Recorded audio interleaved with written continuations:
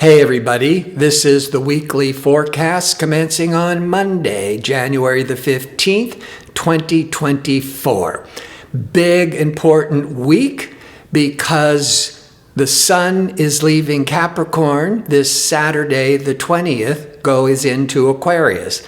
That's no big deal, happens every year. In fact, every 4 weeks the sun goes from sign to sign.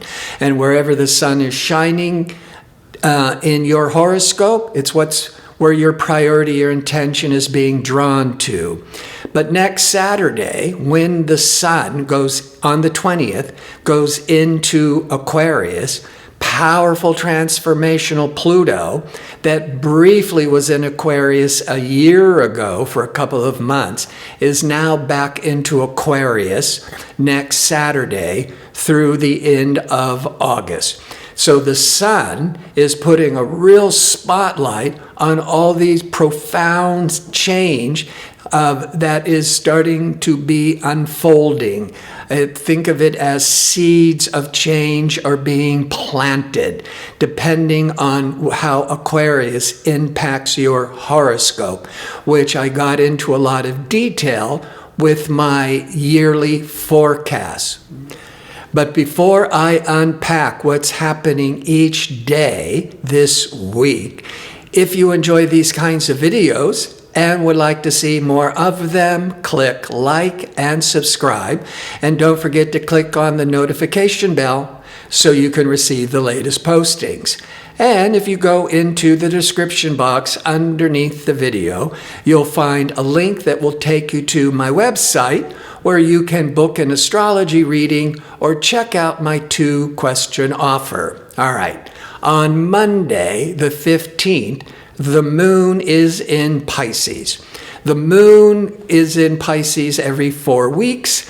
The moon goes from sign to sign every 2 days. The moon represents the general public tone and feeling.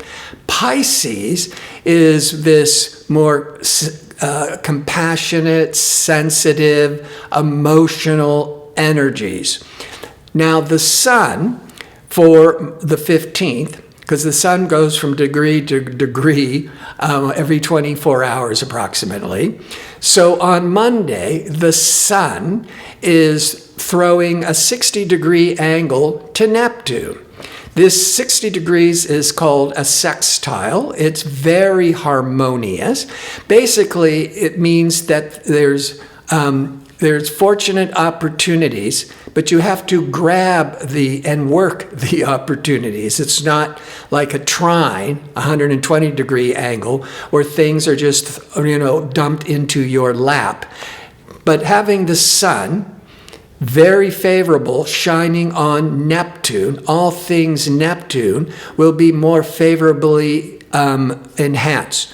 Neptune is caring and charity and inspiration. It can be a day of altruism, and it's a day of idealism. It's a day of compassion, which is ideal with the moon in Pisces.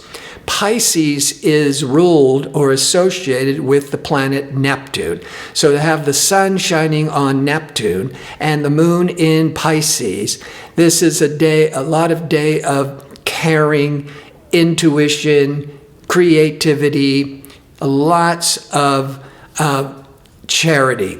Now, the moon will leave Pisces and go into fiery Aries 8:49 p.m. Pacific time. Pisces, the general tone is more reflective, more sensitive, more private, because there's a tendency to pull more within.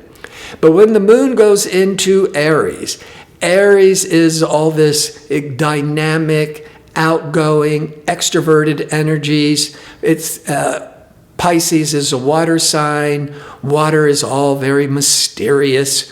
Fire, Mars, that moon in Aries. Aries is a fire sign ruled by Mars, the warrior planet. So there's a lot more energy and vitality and ambition. So that starts late in the evening. On Tuesday, the moon continues in Aries as it goes through each sign for 2.5 days. But around noon to maybe early afternoon Pacific time, the moon in fiery Aries will be in a square or a challenging aspect to Mars. Mars, the warrior planet, the impulsive, irritable planet when it's stressed out, and Mars rules the sign Aries. So to have the emotional public moon in Aries in tension with Mars, the ruler of Aries, could be an argumentative day, a stressful day. You may just be making snap decisions, being really rash. It only lasts for an hour or two, but you wouldn't want to be doing anything dangerous, or you certainly wouldn't want to be trying to have peaceful negotiations when this energy could be triggering a lot of ego disputes. Again, this too shall pass. Wednesday, the moon continues in fiery Aries, but it's going to be trining the best harmonious flow of energy to Venus. Venus is love and creativity, but Venus is also associated with peace and diplomacy and cooperation, and having that more ego-oriented, assertive moon in Aries, but in harmony with Venus, you could have, now this is also around noon into early afternoon Pacific time. This would be very favorable for any types of negotiations, trying to find coming to an agreement, whether it's diplomacy or whether it's just having a financial transaction. But Venus is about love and that desire for union. And the moon is this, also represents bonding, emotional bonding. And so there's a lot of passion with the moon in fiery Aries in harmony with loving Venus. This could be good for entertainment, good for socializing, but this could be good for some really triggering some romantic passion. Thursday, the 18th, now the moon is in Taurus. Taurus is very different than Aries. Aries is fire. Taurus is earth. Fire is combustible, it's inspirational, it's impatient. When the moon that sets the public tone is in Taurus, Taurus is calming, it's steady, it's grounding. It's an earth sign, a practical, sensible earth sign. Now, the Mercury, that planet of decision-making, conversation, Mercury will be in harmony with pragmatic Saturn the first half of Thursday, maybe up to around noon on Thursday, Pacific time. This is very favorable energies for business, for making business decisions, for having a business meeting. Mercury, also the mind, in harmony with Saturn. It's good for studying. You can really concentrate and focus your attention. And that moon in calming, steady Taurus will align with optimistic, expansive Jupiter from late morning until just afternoon Pacific time. That emotional needs with Jupiter brings a lot of optimism, a lot of hopefulness. Now, all things Jupiter will also be favored, traveling, education, publishing. But having that Mercury-Saturn for the whole day, which gives a good business sense, concentrates, focuses the mind, being very practical with business, and then having the emotional moon in steady Taurus, aligning with expansive Jupiter, Thursday the 18th is a really good day in general, because you have to look at your own specific horoscope, but a really good day for business. On Friday, the 19th, Mercury, discerning communication, decision-making Mercury, will now be in harmony with Jupiter. Now, on Thursday, when Mercury was in harmony with Saturn, giving good common sense, but the harmonious angle is a 60 degrees, which is the sextile I talked about on Monday when the sun was sextiling Neptune. 60 degrees, called a sextile, is about positive opportunities. So if you don't do anything about it, nothing will manifest. You have to put in the effort. But on Friday the 19th, now decision-making Mercury is going to trine the most flowing, best energy to Jupiter. So this is where you've already put in the effort, done the work, and maybe you're getting some real positive feedback. And the moon in Taurus is keeping you grounded and sensible, because that Mercury-Jupiter, that Mercury is the mind and decision-making. You're feeling really very fortunate and very optimistic, but that Jupiter could be really expand and really have these inflated expectations, and you're feeling so excited and happy. But sometimes you could overdo it. But the Taurus keeps you grounded, and Venus, pleasurable, creative, loving Venus, will be in a hard angle to Neptune.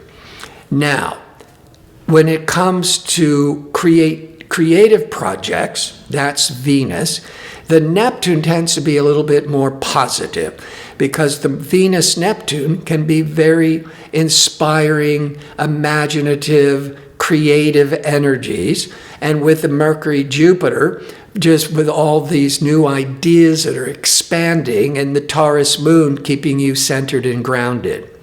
But when it comes to love relationships, Venus, you have to be careful that with the Neptune, because Neptune can be illusions and fantasies. Now, because Mercury-Jupiter is in harmony, the first half of the day where it's particularly strong, you might be getting really excited about your expectations.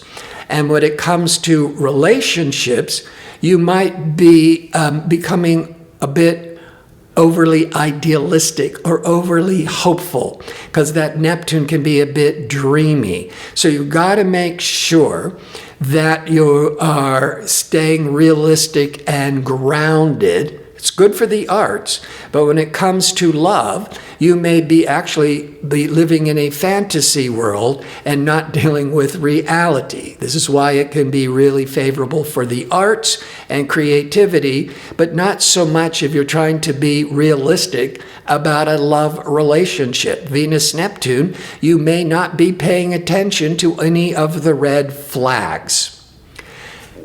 On Saturday, the 20th, the sun leaves traditional Capricorn that has been there since around the 21st of December. And on January the 20th, the sun goes into Aquarius for 4 weeks. Aquarius is unconventional. It's quirky. It looks to the future. Capricorn is conventional, traditional, tends to look more towards the past. But here's Pluto on the 20th, is returning to Aquarius once every 243 years. I've talked about this in my monthlies. I've talked about this in my yearly. But here on Saturday, the 20th, the sun going into Aquarius is putting a bright spotlight on the changing Pluto into Aquarius. Been in Capricorn since 2008. Capricorn, economics, government, but now it's moving into Aquarius. Pluto will be in Aquarius for roughly 20 years, but it's all things Aquarius is trying to be developed, trying to give birth. And there's a real spotlight on Saturday on how this Pluto in Aquarius may be impacting your life. There might be subtle clues if you're paying attention. Aquarius can represent the future, technology, personal freedoms, but also humanitarian concerns. And with the sun moving into Aquarius, which is an air sign, air is intellectual ideas. Air needs a lot of space and variety. The moon that had been in steady, calming Taurus, on Saturday, it's now in Gemini. Gemini is an air sign in harmony with the sun, an air sign. Air wants a lot of freedom, wants to brainstorm ideas. It can, I always say with Gemini, you can walk and talk and chew gum at the same time. They often can throw a lot of, juggling a lot of things, in the air. So you have a lot of things, all happening at once. That Gemini energy brings in all this stimulating variety of energies. So Saturday, you're going to definitely see a shift. Some of you, it may be subtle. Others, if you know what you're looking for, it's like, here we go, going into this new paradigm of Aquarius energies. And on Sunday, the 21st, the moon continues in Gemini. There aren't any other planetary events. So the emotional tone in Gemini, a lot of networking, connecting, correspondence, it's all that communications. So there's that moon, the emotional need to have stimulating conversations. That's one interpretation. But also to have a lot of emotional restlessness, jumping from one thing to another, running a lot of errands. But the mind will be very stimulated with the moon in Gemini. I want to thank you for watching. If you like information on how to book an astrology reading or to sign up for my 2-question offer, visit my website at gardino.co. That's .co. Until next week, be safe and well.